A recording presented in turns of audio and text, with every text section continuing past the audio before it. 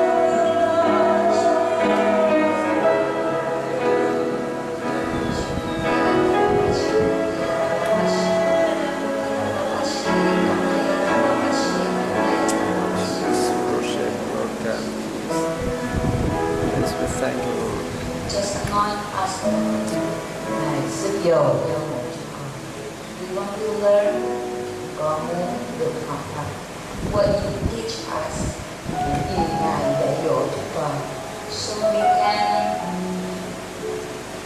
pleasing your heart để chúng con có thể làm đẹp lòng Ngài more and more. mỗi ngày càng hơn càng hơn. In the name of Jesus Christ, Nhân danh Chúa Giêsu Christ, we will start this seminar. con sẽ khởi sự khóa học này. Amen.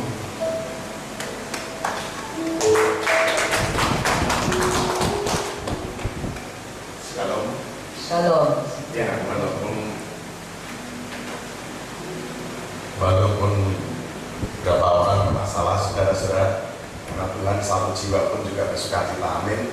Yang di bawah satu jiwa pun bersuka cita. Ya kalau No problem if it's just a few of us here, not so many, but one soul is precious in God's eyes. Không có vấn đề gì, nan đề gì nếu chúng ta chỉ có ít người ở đây, tại vì một linh hồn là quý báu ở trong Chúa Giêsu Christ. ya, di Yohanes 3 ayat 16 Tuhan telah memberikan Bapa telah memberikan kasih karunia yang begitu besar kepada setiap kita, ya sehingga Dia memberikan anaknya kepada setiap kita. From John 3 verse 16. Và từ Giăng đoạn 3 câu 16, Giăng đoạn 3 câu 16, vì Đức Chúa Trời yêu thương thế gian đến nỗi đã ban con một của Ngài, hầu cho hễ ai tin con ấy không bị tử mất mà được sự sống. Wah, sudah hafal luar biasa.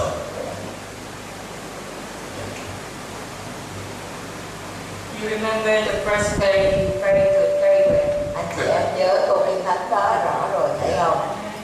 Tapi Tuhan juga mengingatkan kepada kita di 1 Yohanes 3 ayat yang 16.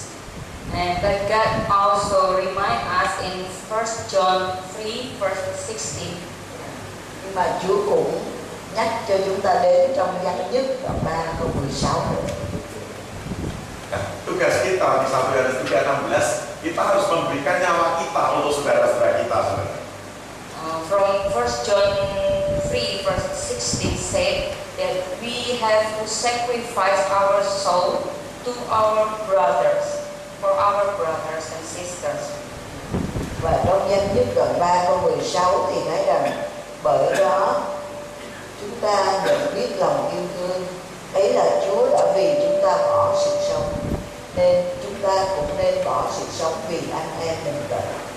Ya, hari ini kita akan mempelajari mengenai doa. Tapi kita perlu belajar dulu apa sih di dalam doa itu. Today we want to learn about prayer, Ngày hôm nay chúng ta muốn học về sự cầu nguyện. but we should learn first what is the basic important thing that we have to know about prayer. Nhưng mà trước nhất chúng ta sẽ phải học những điều cơ bản quan trọng nhất về những gì chúng ta cần phải biết về sự cầu nguyện. Ya. Kalau kita lihat di sini, ini ada satu Alkitab, saudara, bertuliskan Bible. If we know here this Bible name with the word Bible. Nếu chúng ta nhìn thấy ở đây trong cái quyển chúng ta cầm ở đây đó là ghi là Kinh Thánh. Siapa yang tahu artinya Bible ini? Who knows is the meaning of Bible word? Chúng ta có biết cái ý nghĩa của chữ Kinh Thánh có nghĩa gì không? Ya, Bible di dalam terjemahannya Inggris ke Indonesia. Bible from translation from English to Indonesia, Và cái chữ Kinh Thánh mà được dịch từ tiếng Anh qua tiếng Indonesia merupakan perjanjian dan ahli waris. Surat ahli waris. is the covenant mail and for the inheritance certificate. Certificate for Inheritance and for the covenant. Và chúng ta gọi Kinh Thánh đây là giấy chứng nhận một giao ước về gia tài, giấy chứng nhận mình được lãnh giao ước gia tài. Bible bisa diartikan B-nya basic, I-nya interaction, B-nya before, L-nya with, T-nya at.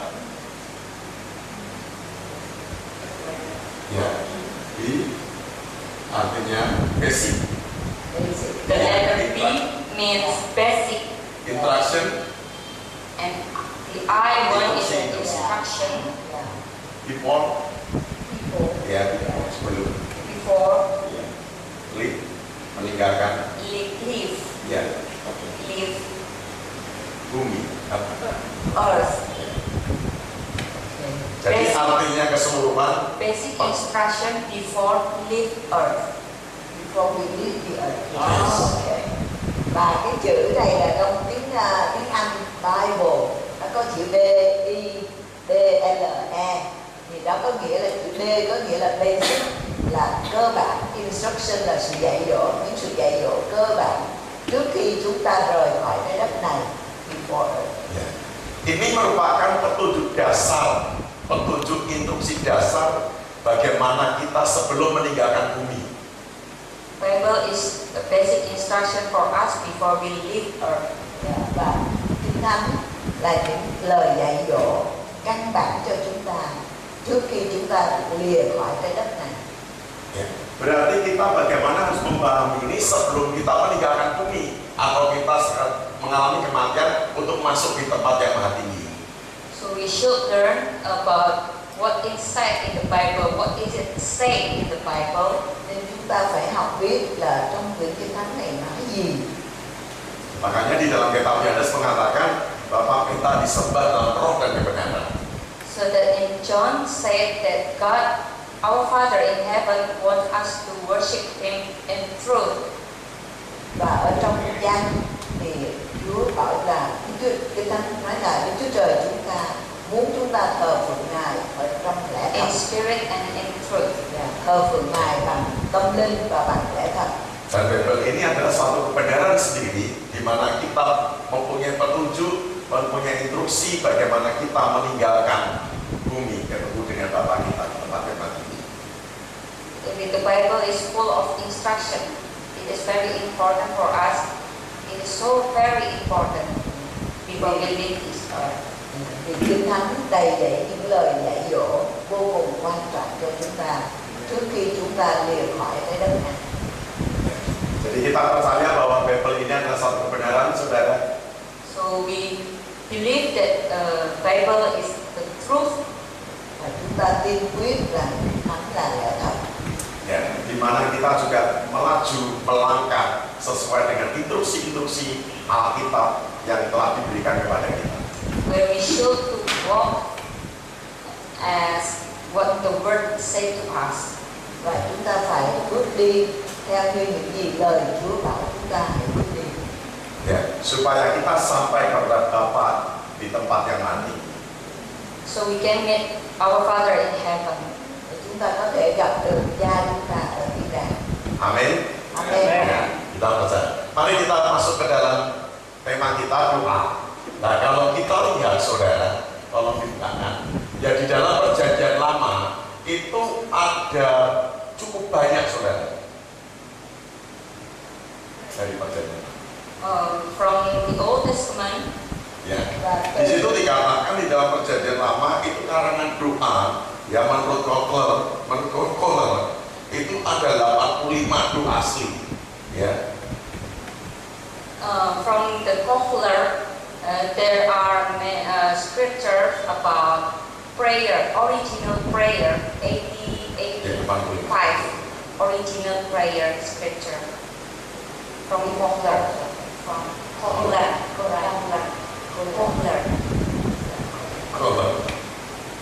Old Testament theology. Và từ Cựu Ước, tức là từ thần học của Cựu Ước, thì có cho chúng ta thấy là 85 đoạn Kinh Thánh nói về sự cầu nguyện. Ada tambahan 60 Mazmur sebagai doa dan 14 dan itu 74 dari kitab Mazmur sebagai doa. And also addition from the Psalm, there are 14 parts that we prayer and 16 psalm. Yeah. Và ở trong từ Thi Thiên thì chúng ta có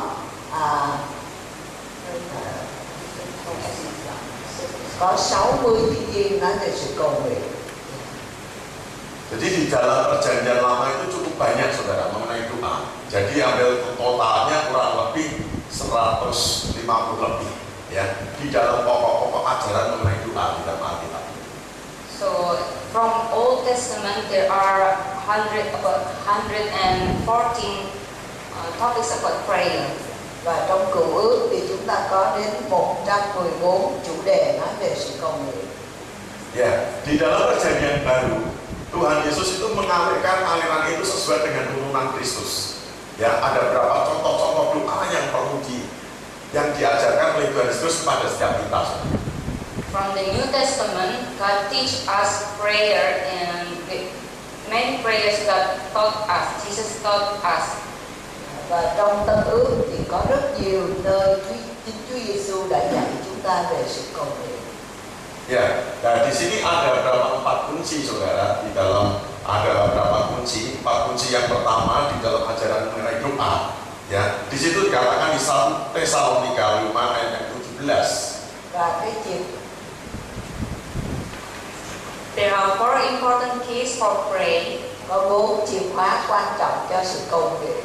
The first key Cái chìa khóa đầu tiên is from 1 Thessalonians là ở Thessalonica nhất chapter 5, đoạn 5 verse 17 to 19.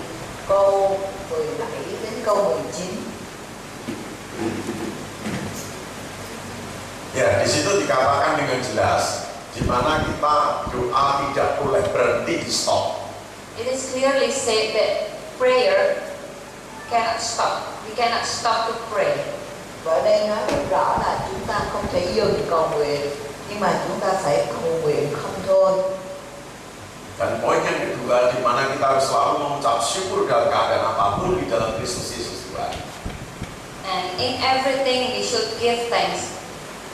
Và trong bất cứ việc gì chúng ta cũng phải tạ ơn Chúa.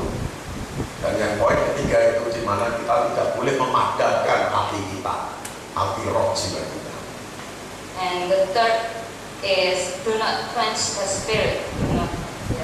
Vì đó là ý muốn của Chúa dành chúng ta, và điều thứ ba là chúng ta chớ dập tắt cái Thánh Linh. Ya.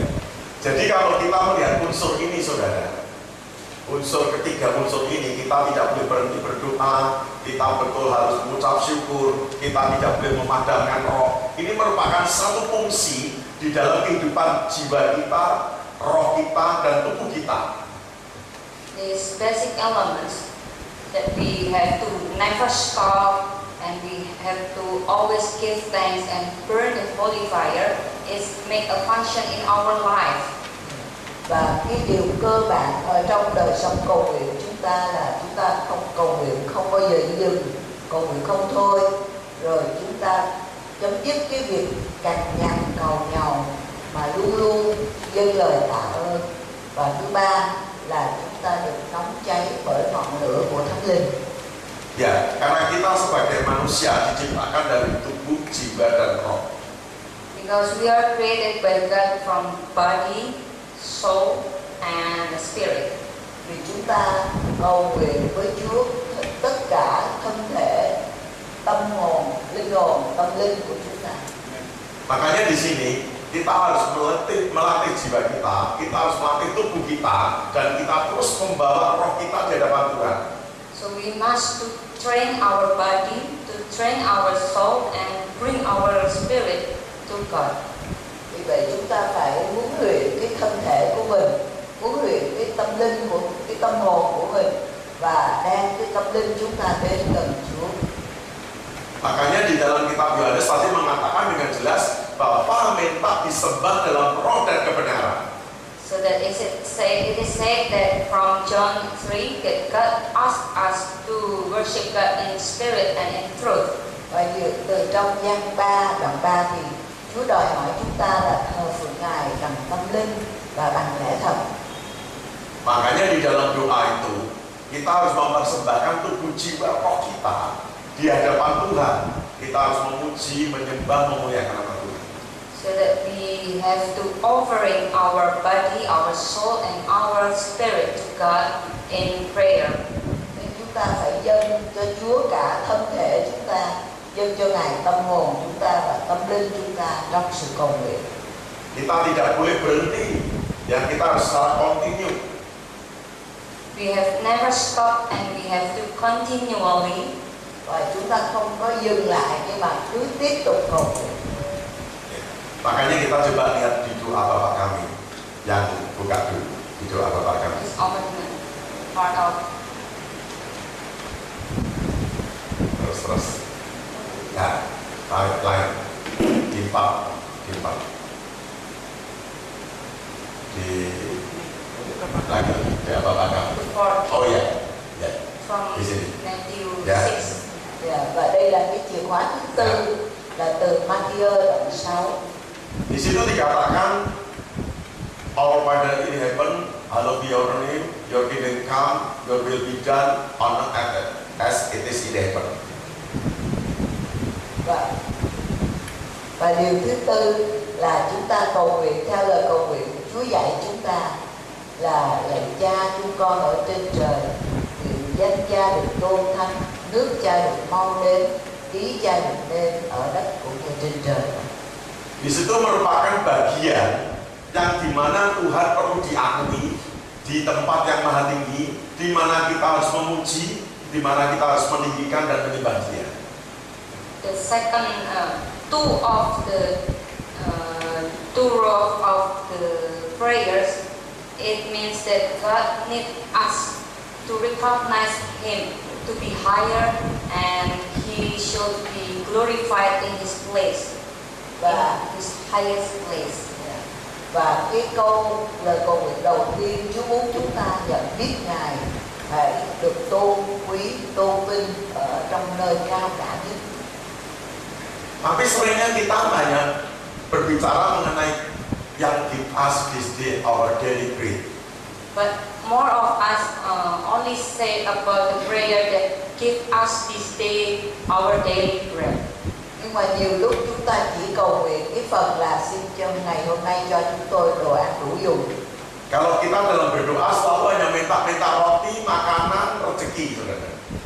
If we pray, we just ask for money, for blessing, and for food. Và mỗi lời cầu nguyện chúng ta lúc nào cũng xin Chúa về sự chu cấp tài chính hay thức ăn hay giúp những hay chúc phước cho chúng ta mà thôi. Makanya kita harus yang pertama itu kenapa doa Bapa kami ini dijelaskan di atas, kita harus memuji, meninggikan Dia, menyembah Dia dulu yang menjadi bagian utama. So the first part of this prayer says that our Father in heaven, hallowed be your name. Nên cái lời phần đầu tiên trong lời cầu nguyện mà Chúa là cầu nguyện mẫu, Chúa muốn chúng ta cầu nguyện là chúng ta hãy là lạy Cha chúng con ở trên trời, nguyện danh của Cha được tôn thánh. Kalau itu dilakukan, Tuhan mengatakan on earth as it is in heaven. If we do the first part of the prayer, we glorify His name first, then God promised us that God's kingdom will come and your will be done on earth as it is in heaven. Và Chúa nói, Chúa hứa chúng ta là khi chúng ta tôn quý danh của Ngài, tôn cao nhất, thì sau đó chúng ta kinh nghiệm là nước của Ngài được đến, ý Ngài được nên ngay cả trên đất này như là ở trên trời này. Kelemahan gereja-gereja sekarang, ya anak-anak Tuhan sekarang, itu melupakan ini. Kita memuji, menyembah, meninggikan Tuhan, ini dilupakan. Seringnya kalau kita doa singkat, walaupun Tuhan mengatakan sebelum di ayat ini, Tuhan mengatakan dengan jelas, sudah tahu sebelum kita berdoa. Today, many churches and many of us only pray, forget about the first part that we have to glorify His name first, and we just pray for blessing. Và ngày hôm nay rất nhiều hội thánh, rất nhiều cá nhân quên cái phần đầu tiên này trong sự cầu nguyện. Chúng ta chỉ cầu nguyện cho nhu cầu của mình mà quên mất rằng chúng ta phải tôn cao danh của Ngài lên trên hết. Makanya kita jauh-jauh dari Indonesia, saudara. Kita datang, kita juga membawa pemuji pemuji, penyembah yang terus meninggikan nama Tuhan.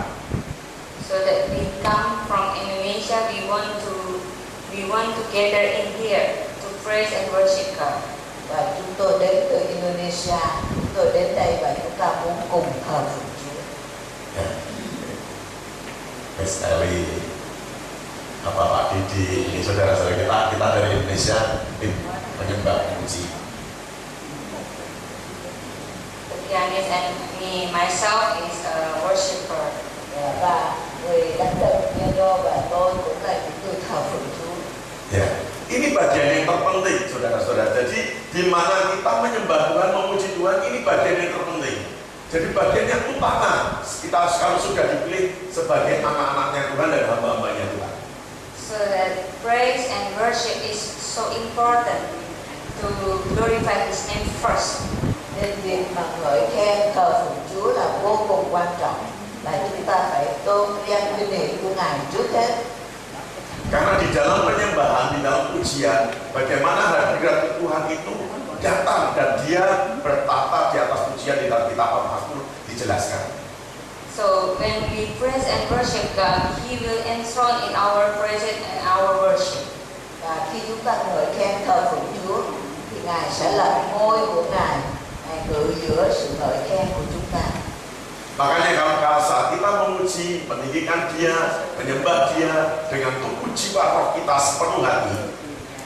If we praise and worship God with wholeheartedly, soul and body and our spirit, và khi nếu chúng ta thờ phượng Chúa với cả con người của chúng ta, từ thân, hồn, linh.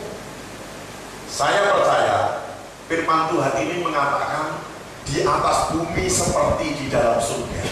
Itu terjadi di dalam hidup saudara dan saya. I'm really sure that it will be happen if we praise and worship God with wholeheartedly. God's kingdom will come and God's will be done on earth as it is in heaven.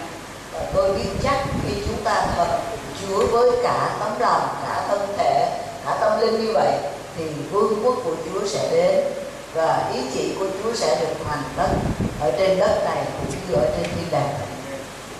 Amin. Amen. Ya. Di situ dikatakan setelah di dalam poin yang pertama, baru kita dikatakan meminta, berilah kami setiap hari rezeki dan makanan kami yang secukupnya, dan ampunilah segala kesalahan kami seperti kami sudah mengampuni orang yang bersalah kepada kami. The first part of our Father in Heaven prayer is we glorify His name first. Và cái phần đầu tiên ở trong lời cầu nguyện mà Chúa dạy chúng ta đó là hãy tôn vinh danh của Ngài, tôn vinh hiển danh Ngài trước nhất. And the next part is we can ask everything. Rồi cái phần kế tiếp là chúng ta có thể cầu xin Ngài tất cả mọi sự. Ya, di situ dikatakan supaya kita juga terjauh dari keindahan, dari malapetaka, dari bencana apapun. Dan yang terakhir saudara, di situ dikatakan, ya, Engkaulah yang mempunyai kerajaan, kuasa dan kemuliaan sampai selama-lamanya. And the last part of the prayer is said that only for God, for yours is the kingdom and the power and the glory forever. Và cái phần thứ ba trong lời cầu nguyện này nói là mọi cái vương quyền, vương quốc, quyền năng và vinh hiển đều thuộc về Ngài đời đời. Di situ dikatakan daily, setiap hari, setiap waktu. In prayer said that daily, every time, daily. Và ở trong lời cầu nguyện này nói là cho chúng tôi thức ăn mỗi ngày. Chúng ta xin Chúa hàng ngày, từng ngày. Makanya kita setiap hari, setiap waktu saudara, kalau kita punya kesempatan atau saudara sudah menentukan doa pagi jam 5 atau jam 12 malam atau jam 12 siang, itu dilakukan secara kontinu, secara hari ke hari itu. So we have to schedule our prayer whatever in 5 p.m. in the morning or at the midnight, at 12 in the midnight. Như vậy chúng ta phải thiết lập cái thời khóa biểu cho chúng ta để chúng ta nói giờ chúng ta cầu nguyện với Chúa, hoặc là 5 giờ sáng sớm, hoặc là 12 giờ khuya. We do it daily, every day. Và chúng ta đến với Chúa và cầu nguyện với Ngài mỗi ngày trong đúng cái giờ đó như vậy. Makanya Tuhan mengatakan firman ini akan digenapi, saudara. Di atas bumi seperti di dalam surga. Siapa yang mau hidupnya seperti di dalam surga? Because we do this prayer, God will fulfill what it is said. Và That His kingdom will come, and who from us that wants to live on earth as it is in heaven. và khi chúng ta làm cái phần của chúng ta là cầu nguyện với Chúa mỗi ngày trong đúng một cái giờ như vậy đó, chúng ta thì sau đó chúng ta sẽ là tôn quý, tôn vinh danh thánh của Ngài, thì chúng ta sẽ kinh nghiệm là vương quốc của Chúa đến, ý của Chúa được đến, và chúng ta ai trong chúng ta cũng muốn được sống trên đất này giống như chúng ta đang sống tại thiên đàng vậy. Karena firman itu katakan sebetulnya Tuhan tidak kepingin melihat setiap kehidupan anak-anaknya, hamba-hambanya itu mengalami kekurangan. Kalau di surga itu penuh dengan sukacita dan damai sejahtera, berarti di bumi pun tidak ada kekurangan apapun. Our God's will and our God desire that all of His children will be filled with His blessing as on earth as it is in heaven. No more shortcomings in their life, in our life. Và ý muốn của Cha của chúng ta đó là mỗi con cái của Ngài đều ở trong sự hiện diện của Chúa một cách đầy dẫy như ở trên thiên đàng vậy. Chúng ta không còn thiếu hụt sự vinh hiển của Chúa nữa. Because in heaven is so abundantly joy, joyfulness, and everything that is very joyful. Vì ở thiên đàng là có sự vui mừng đầy dẫy, God mọi will thứ đều fulfill là us. vui mừng, God will fulfill. và Ngài sẽ làm ứng nghiệm điều đó cho chúng ta. Tuhan tidak menghendaki, Tuhan Yesus tidak menghendaki ya anak-anaknya mengalami kemiskinan, kekurangan apapun, hamba-hambanya melakukan supaya bisa membawa jiwa-jiwa, saudara. So our God's desire is that no more His child that live in the poor. Nên ý muốn của Chúa là không có một người con nào của Ngài phải sống trong sự thiếu thốn nghèo khổ. If everyone is blessed, Và mọi người đều được phước lành. we can bring more people to Jesus. Như vậy chúng ta có thể đem thêm nhiều người đến với Chúa Giêsu nữa. Amin. Amin. Amin. Makanya kita harus dengan sungguh-sungguh melakukan itu, saudara. We have to do the prayer with wholeheartedly. Và chúng ta phải làm cái phận vụ công nguyện này với tất cả tấm lòng. Mari kita lihat kunci yang kedua. Let me see for the second Yeah. key. Và bây giờ chúng ta thấy nhìn vào cái chìa khóa thứ hai. Di situ dikatakan di dalam Lukas itu bahwa kita menggambarkan bahwa harus ada kesungguhan hati di mana kita mencari Tuhan. From Luke chapter 11 verse 5 to 8. Trong Luca đoạn 11 từ câu 5 đến câu 8, It is said that we should have a wholeheartedly in praying. và ở đây nói rằng chúng ta phải hết lòng cầu nguyện. Ya, kita harus mengalami satu kegigihan, kekuatan di mana kita punya kekerasan hati untuk mencari Tuhan itu. We should have the wholeheartedly and firm heart to search God in prayer. Chúng ta có một tấm lòng xác quyết mạnh mẽ để mà tìm kiếm Chúa ở trong sự cầu nguyện. Ya, di kunci yang ketiga, coba lihat begini. Dikatakan di From the third key. Rồi đến cái chìa khóa thứ ba, di dalam kitab Lukas 18 ayat yang ke-8. From Luke 11, from Luke 18 verse 1 to 8. từ đoạn Luca 18 từ câu 1 đến câu 8. Saya melihat di situ seorang ibu janda yang berani menghadapi tantangan, ya berani menghadapi tantangan untuk menemui sang hakim itu. And this scripture said that there is a widow that met the judge. Và ở đây có nói về câu chuyện của một người đàn bà hóa và đến với vị quan án. Ya, dia dikatakan bahwa di situ janda itu berulang kali menemui menemui sang hakim itu. Many times the widow came to the judgment. Và nhiều lúc chúng ta muốn đến với một vị quan tòa. Ya, disitulah gambaran satu kita sebagai orang, sebagai pendoa, saudara. Di mana di dalam keadaan apapun kita harus berani menghadapi tantangan. So it draw us like this widow. We have to come continually, never stop, never quit. Và chúng ta câu chuyện này Chúa kể để Ngài nói chúng ta là đừng bao giờ bỏ cuộc, nhưng mà hãy luôn luôn đến với Chúa và đến khuyên này Chúa như người đàn bà quá này. So that with the prayer also like that. Nên với sự cầu nguyện của chúng ta cũng giống như vậy. Ya, di dalam keadaan apapun Tuhan Yesus sedang menggambarkan seperti ini. Bagaimana hakim yang jahat itu ditemui berulang kali, ditemui lagi oleh janda itu yang punya masalah, tapi akhirnya dia mengabulkan permintaan si janda itu. Jesus drew from this parable that in every situation this widow never stopped to meet the rude judge and never stopped to ask for the release. So until the mean judgment give what this widow asked. Và trong câu chuyện này Chúa nói về một cái sự kiên trì của một cái người đàn bà quá, và trong sự cầu nguyện chúng ta phải bền đổ kiên trì như vậy, và chính cái vị quan án công bình sẽ đáp ứng mọi nhu cầu của chúng ta, như cái người quan án không công bình kia đã nghe tiếng của người đàn bà quá.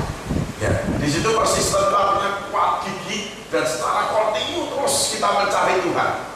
Kita berdoa kepada Tuhan. For the widow is have persistence and perseverance and continually never stop to ask to the judgment. Và chúng ta thấy đối với người đàn bà quá thì bà không chịu thôi, không ngưng nghỉ, nhưng mà cứ kiên trì bền đổ tiếp tục cầu xin. So that prayer is also we have to do it in persistency. Vì vậy nên trong sự cầu nguyện chúng ta phải có sự kiên trì, có sự bền đổ And continuously. và cứ tiếp tục cầu nguyện. Amin. Amin. Ya, kita harus gigih, kita harus kokoh, kita harus terus maju bersama-sama dengan Tuhan melalui doa, pujian dan penyembah kita. We should have a firm heart and wholeheartedly to come to God in prayer. Ta phải có một tấm lòng rất là cương quyết và đến với Chúa một cách hết lòng trong sự cầu nguyện. Kita masuk ke mezbah doa, saudara. Now we go to the part of the altar of prayer. Và bây giờ chúng ta đến cái phần cái bàn thờ của sự cầu nguyện. Jadi bagaimana Tuhan mengatakan di dalam Efesus 2 itu dikatakan dengan jelas supaya karena darah Yesus, darah Kristus kita telah dipersatukan. From the meaning of the altar of prayer in Ephesians chapter 2, it is said that from the blood of Christ, He bring us close to Him. Ephesians chapter 2, verse 13 to 14, it is said, Ở trong Ephesos đoạn 2 câu 13 14 thì nói rằng Ngài là trước đây anh chị em là xa cách Chúa, nhưng mà bây giờ anh em nhờ Chúa Christ Giêsu đã nhờ huyết của Ngài và đem chúng ta được đến gần. Ya, di dalam mezbah, kalau kita lihat di dalam bahasa Indonesianya, merupakan suatu tempat untuk meletakkan korban persembahan yang pertama. the meaning of altar is for placing and offerings. Và cái ý nghĩa của bàn thờ là dùng để đặt những của lễ hy sinh ở trên đó. Yang kedua merupakan proses yang selalu melibatkan penyembelihan. The meaning of altar is also a process which entangles slaughtering. Và cái ý nghĩa của bàn thờ cũng có nghĩa là một cái tiến trình ở tại nơi đó là con của lễ hy sinh hay con sinh phải bị giết.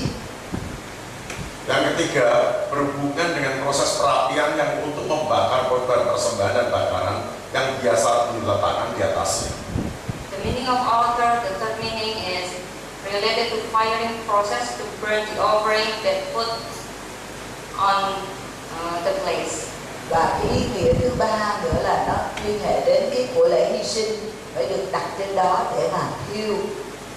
Nah, di dalam poin 1 nomor 1, 2, dan 3 itu merupakan satu gabungan, saudara. Di mana kalau kita melakukan pujian penyembahan, di mana kita melakukan doa, di mana kita mengakui Tuhan, itu ada satu proses di mana pengorbanan terhadap diri kita di depan Tuhan. The first point until the third point is a unity point that cannot be separated, that it is meant that we bring our life as an offering. Và cái điểm thứ tư mà chúng ta không thể phân rẽ đó là chúng ta cần phải đem chính cuộc đời chúng ta, thân thể chúng ta như một của lễ sống động, của lễ hy sinh được dâng trên bàn thờ. Ya, di mana kita secara kontinu harus melakukan itu. And we have to do it continually. Và chúng ta phải làm cái điều đó một cách liên tục. Ya, kalau kita lihat, saudara, ya, ibunya Samuel, ya, suaminya, istrinya Elkana, ya, itu setiap tahun dia datang ke Silo, datang membawa persembahan, membawa korban, membawa harta bendanya sebagian untuk masuk ke dalam baitnya Tuhan. If we know the story of Elkanah's wife, the mother of Samuel, Và chúng ta nhớ câu chuyện của bà Cana, Anne là bà đại dân Samuel. she came to the God's house every year, Mỗi hàng năm thì bà đến nơi nhà của Đức Giê-hô-va never stopped, và không hề ngừng, bring the offering for God. và cứ đem của lễ hy sinh đến cho Chúa. Dia secara kontinu bertahun-tahun melakukan itu dan punya kerinduan, satu kepengen punya anak keturunan. Hannah had a desire that she asked God for many years, that she asked for a boy, a child. Và bà Anne này đã cầu xin với Chúa suốt nhiều năm, bà xin Đức Chúa Trời ban cho bà một đứa con trai. Istrinya Elkana itu sering mengeluh, saudara, karena Elkananya punya budian, punya selingkuhan, punya selingkuh. Jadi mereka pada waktu datang memberikan persembahan dengan rasa yang sakit hati, tapi itu pun dia lakukan, datang ke rumah Tuhan, ke bait Allahnya Tuhan. Elkanah has two wives, Và ông Elkanah này ông có hai người vợ, and the other wife is Hannah, và cái người vợ kia thì trêu chọc Anne, always hurt Hannah's heart. luôn luôn làm tổn thương tấm lòng của bà Anne. Many years that when they came to the God's house, Và suốt trong nhiều năm khi họ đến trong nhà của Chúa, the ear of Elkanah is always hurt Hannah's heart. thì cái người vợ kia của Elkanah luôn luôn làm thương tổn tấm lòng của bà Anne. But Hannah never stopped to come to God's house to pray. Nhưng bà Anne không hề ngừng nghỉ, bà bước tới nhà của Đức Chúa Trời để cầu xin. Sampai pada akhirnya istri Elkanah itu, Hannah itu berdiri di depan bait Allah di pintunya. Sampai akhirnya dikatakan dengan Imam Eli, dia seperti agak orang gila. At last, Hannah stand before the gate Và rồi of the God's house, cuối cùng bà Anne đã đứng ngay cái cổng của nhà Chúa and she prayed. cầu nguyện. But the priest Eli Nhưng mà tiên tri Eli thought her as a crazy woman. lại tưởng bà là một người phụ nữ điên cuồng, tưởng là say. Dengan berbicara bersendiri di depan pintu dengan menggerutu, tapi akhirnya Tuhan mendengarkan. At that time, Hannah in prayer is so very hurt at heart. Và lúc bây giờ bà Anne cầu nguyện với Chúa với cả tấm lòng rất là thương tích, So she prayed with very crying, nên bà vừa cầu nguyện vừa khóc lóc. and perhaps only her miming and only her mouth that opened. Và lúc đó bà chỉ miệng của bà nói thôi, không có ra tiếng, No more voice, không có tiếng ra, because she was very upset. vì trong lòng bà rất là khốn khổ She was very sad too. và Very sad. và vô cùng buồn rầu. Ya, pada waktu itu Tuhan ingat Ya, di dalam firman-Nya Tuhan ingat, ya, Allah Elohim ingat, Allah Jehovah ingat bahwa kandungannya Hana tertutup, akhirnya dibukakan kembali oleh Tuhan. Karena apa? Hana secara kontinu, secara dari waktu-waktu melakukan dengan kesungguhan hati sehingga menggetarkan hatinya Bapa di dalam surga.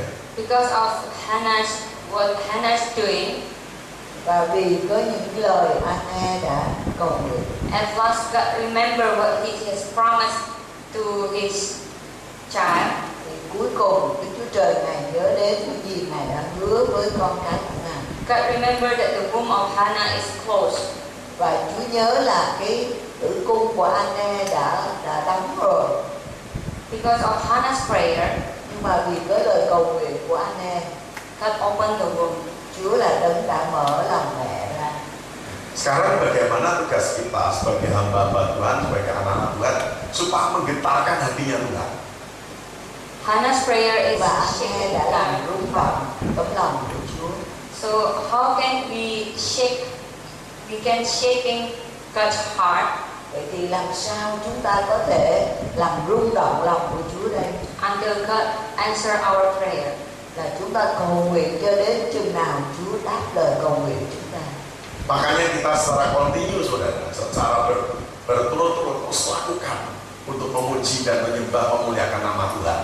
So that we have to continuously to praise and worship God and pray to Him. Vì vậy chúng ta phải cứ tiếp tục cầu nguyện với Ngài. Datang ke rumah Tuhan, Come to God's house. Ta đến trong nhà Ngài. ya, terus lakukan pekerjaannya Tuhan.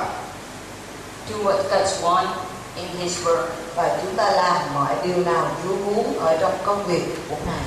Ya, di mana kita ditempatkan, di Indonesia, di Vietnam, di bangsa-bangsa dimanapun, kita lakukan itu. Wherever we place, in Indonesia or in Vietnam, Và bất cứ nơi nào chúng ta được Chúa đặt để, hoặc ở Indonesia hay là ở Việt Nam, do not stop to worship and praise God and pray to Him. thì chúng ta đừng có ngừng lại trong sự ngợi khen thờ phượng Chúa và cầu nguyện với Ngài. Amin. Amen. Kita lihat yang kesimpulan konklusi. The conclusion. Và chúng ta quên Kenapa punya cái beda-beda? sở hữu ở đây. Ya.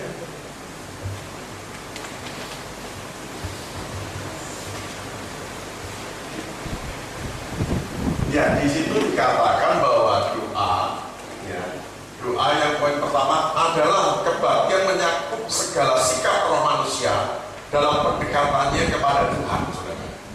Và ở đây chúng ta trong phần kết luận thì cầu nguyện là một cái sự phục vụ đó, bao gồm chúng ta đến gần Chúa và chúng ta đến gần Chúa và nài xin Ngài. Ya, doa adalah sebagai orang Kristen kita berbakti pada Tuhan untuk memuja, memuji, dan mengakui, menyembah serta mengajukan permohonannya kepada Tuhan. Và cầu nguyện là cái cách mà những người Cơ Đốc tin kính Chúa tận hiến sẽ làm, như là chúng ta chiêm ngưỡng Chúa, chúng ta cầu ngợi khen Chúa, chúng ta xưng tội, chúng ta thờ phượng và cầu hỏi Ngài. Yang ketiga, doa sebagai perbuatan yang tertinggi yang dapat dilakukan oleh roh manusia. Và những người sự cầu nguyện đó chúng ta sẽ nhìn thấy và chúng ta mà hiểu ra cái mối ở trong một cái mối quan hệ gắn chặt với Đức Chúa Trời. Yang poin keempat, doa itu dapat dipandang dan dipahami sebagai persekutuan dengan Tuhan. Và cái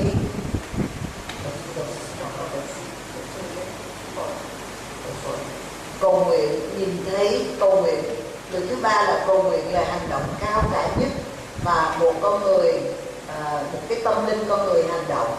Rồi về thứ tư, sự cầu nguyện thì chúng ta nhìn thấy và hiểu trong một cái mối quan hệ với Đức Chúa Trời.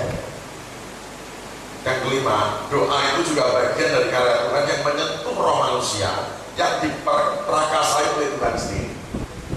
Và lời cầu nguyện là cái điều mà Đức Chúa Trời đã tạo dựng nên để đụng chạm đến tâm linh con người mà được khởi sự bắt đầu từ bởi Chúa mà thôi. Doa adalah sedang memasuki ke dalam hak istimewa dan kewajiban dari hubungan dengan Tuhan. Và cầu nguyện có nghĩa là chúng ta bước vào trong cái quyền hạn đặc biệt và cái trách nhiệm của chúng ta trong một mối tương giao với Đức Chúa Trời. Ya, ingat saudara, bahwa kita di dalam Yeremia 1 ayat 5 dikatakan, kita sebelum dilahirkan, itu Tuhan sudah mengenal roh kita. From Jeremiah chapter 1 verse 5. Từ Jeremy đoạn 1 câu 5. Ya. Tuhan mengatakan bahwa sebelum kita lahir, itu sudah mengenal. It is said that before I formed thee in the belly, I know thee, and before thou camest forth out of the womb, I sanctified thee, I ordained thee a prophet unto the nations. Ở đây nói rằng trước khi ngươi sanh ra, trước khi ta đã biệt riêng ngươi lập người tiên tri cho các nước. Nói trước khi tạo nên ngươi trong lòng mẹ, ta đã biết ngươi rồi. Makanya kita diberi hak istimewa, kadang-kadang diprakasai oleh Tuhan sendiri, supaya kita diajak bersekutu untuk masuk dalam doa. So that we have the special privilege to bring us to make a relationship with God in prayer. Nên Chúa Ngài đã dựng nên chúng ta để bước vào một cái mối quan hệ đặc biệt với Đức Chúa Trời để chúng ta cầu hỏi Ngài. Supaya kita sebagai hamba-hamba, sebagai anak-anaknya bisa berkomunikasi dengan Tuhan. So that we are the servant of God and we are the children can make a communication with God. Chúng ta là đầy tớ của Chúa, con cái Ngài có thể có sự truyền thông với Ngài. Makanya dikatakan di dalam Efesus 2 ayat 19 sampai berikutnya, Tuhan mengatakan yang dulu jauh didekatkan supaya menjadi satu roh dengan Dia.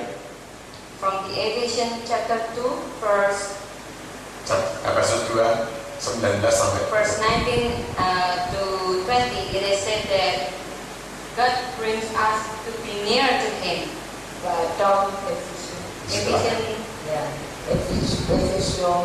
Ephesians chapter 2 đoạn 2 câu 23. verse 19 to 20. Đoạn 23 câu 19 đến câu 20. Ephesians đoạn 2 câu 19 đến câu 20. Before we are strangers and foreigners, but fellow citizens with the saints and of the household of God. Nói rằng trước đây chúng ta là người ngoại, nhưng mà bây giờ chúng ta trở thành người đồng quốc với các thánh đồ.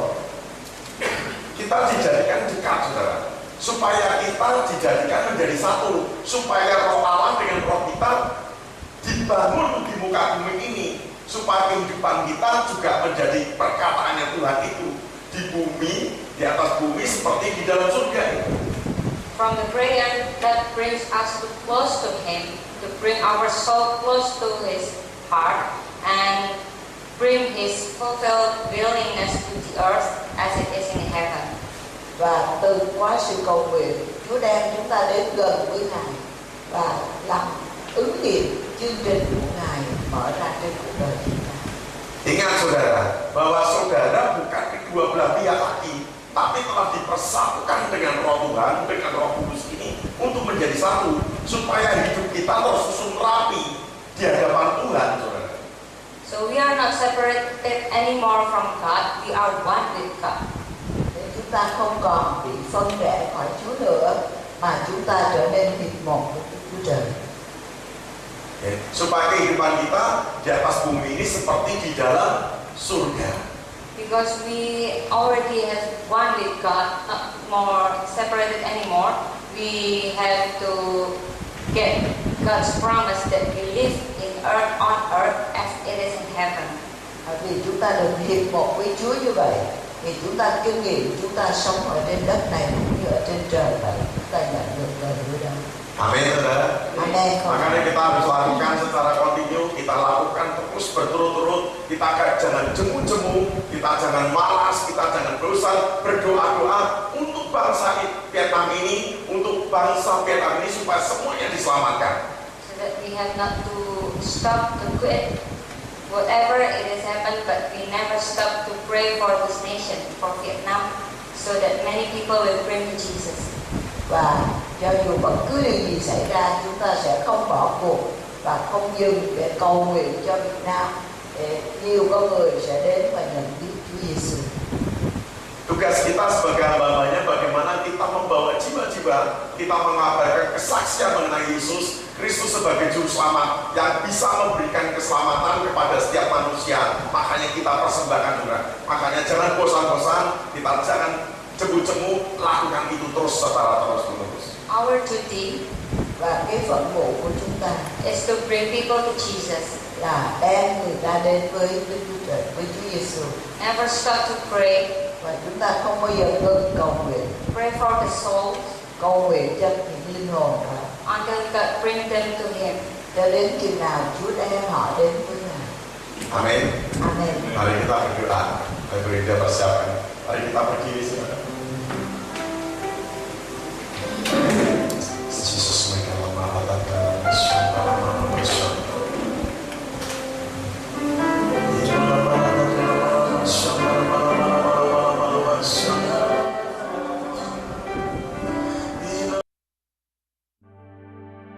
và nhược bằng dân sự ta, là dân gọi bằng danh ta, hạ mình xuống cầu nguyện tìm kiếm mặt ta, và trở lại bỏ con đường tà, thì ta ở trên trời sẽ nghe, tha thứ tội chúng nó và cứu xứ họ khỏi tai vạ.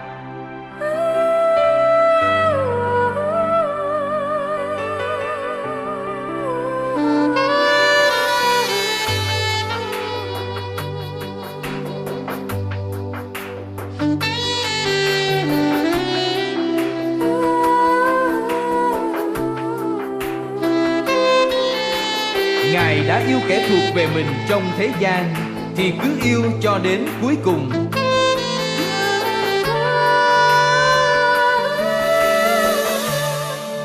Khi Cha đặt trong con một